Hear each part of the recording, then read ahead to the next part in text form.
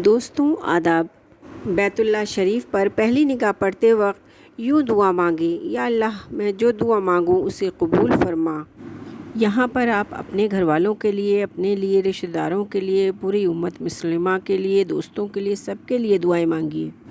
لبیک اللہم لبیک لبیک لا شریک لک لبیک ان الحمد والنعمت لک والملک لا شریک لک۔ اس کو پڑھتے ہوئے حجر اسود تک جائیں۔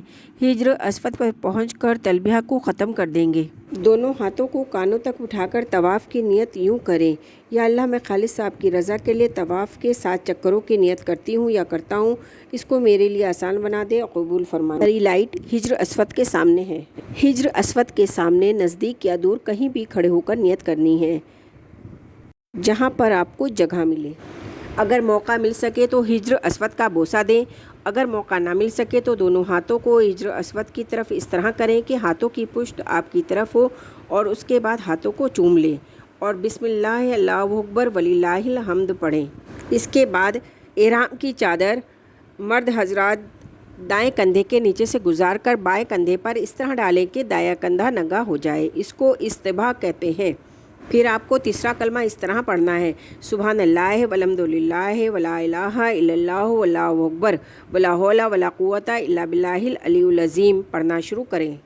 کعبہ شریف کی 4 دیواریں ہوتی ہیں۔ حجر اسود سے لے کر ہمیں 3 دیواروں تک ہم کو تیسرا کلمہ یہی پڑھنا ہے۔ رکن یمانی پر پہنچ کر تیسرا کلمہ پڑھنا بند کر دیں۔ رکن یمانی کو دونوں ہاتھوں سے چھوئیں یا صرف دائیں ہاتھ سے چھوئیں۔ اس کے بعد ربنا آتینا فی الدنیا حسنۃ وفی الآخرۃ حسنۃ وقنا عذاب النار وادخلنا الجنۃ مع الابرار یا عزیز یا غفار یا رب العالمین پڑھیں۔ حجر اسود کے سامنے پہنچ کر بوسہ دیں یا اشارہ کریں اور دونوں ہاتھوں کو چوم لیں اور یہ پڑھیں، بسم اللہ اللہ اکبر وللہ الحمد۔ مرد حضرات پہلے 3 چکر اکڑ کر چلیں، جس کو رمل کہتے ہیں۔ اس طرح 7 چکر طواف کے پورے کریں۔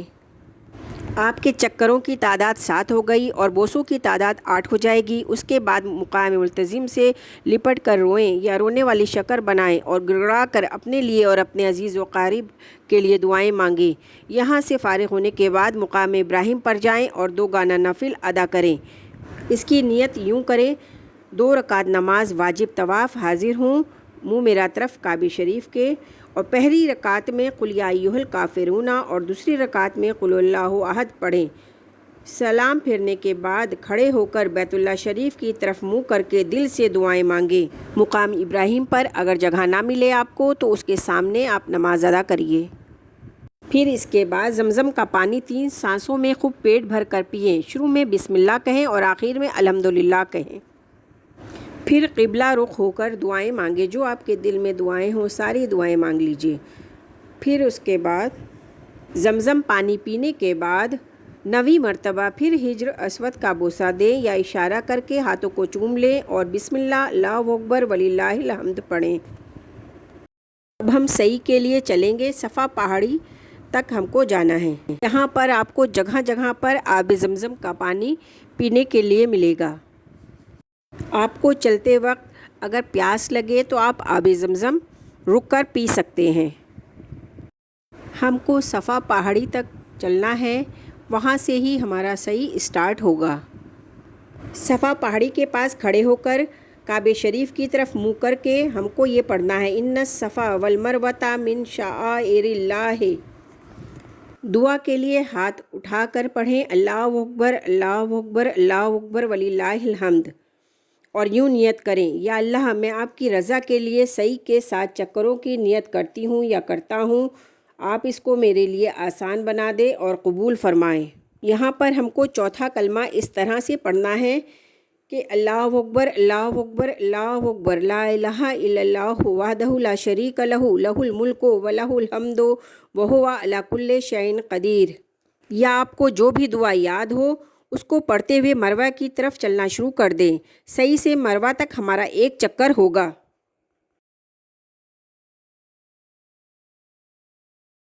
یہ جو پہاڑی آپ کو دیکھ رہی ہے یہ صفا پہاڑی ہے۔ صفا پر پہنچ کر ہم کو ہر چکر پر دعا مانگنی ہے، کعبہ شریف کی طرف منہ کر کے ہم کو دعائیں مانگنی ہیں۔ چند گز چلنے کے بعد سب ستون ملے گا۔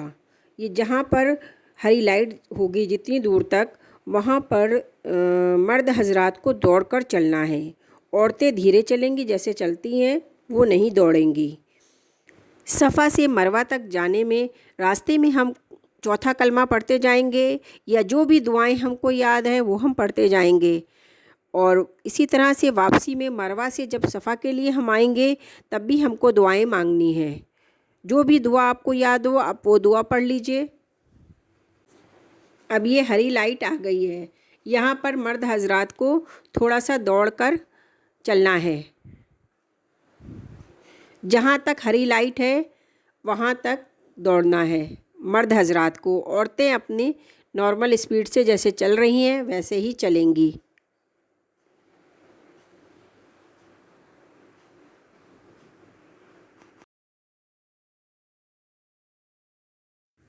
صفا سے مروہ تک ہمارا ایک چکر ہوگا، پھر ہم مروہ سے صفا کے لیے جب آئیں گے تو دوسرا چکر ہوگا، پھر اس کے بعد صفا سے مروہ کے لیے جائیں گے تو تیسرا چکر ہوگا، پھر مروہ سے صفا کے لیے آئیں گے تو چوتھا چکر ہوگا، پھر صفا سے مروہ کے لیے جائیں گے تو پانچواں چکر ہوگا، پھر مروہ سے صفا کے لیے آئیں گے تو چھٹا چکر ہوگا۔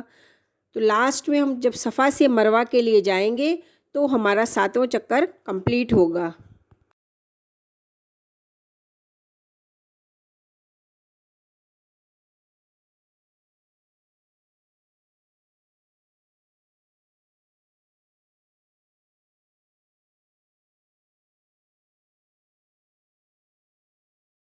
ساتواں چکر ہمارا مروہ پر ختم ہوگا۔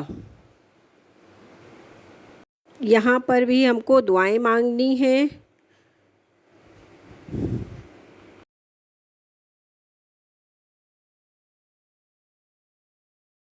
یہ مروہ پہاڑی ہے،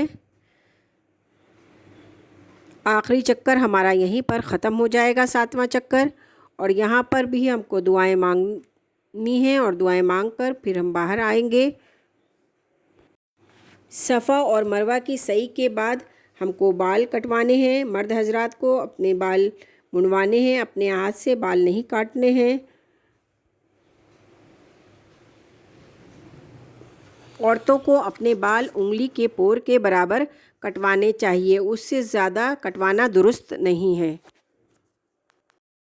اس کے بعد 2 رکعت نماز نفل ادا کریں اور غسل کر کے معمول کے مطابق کپڑے پہن لیں۔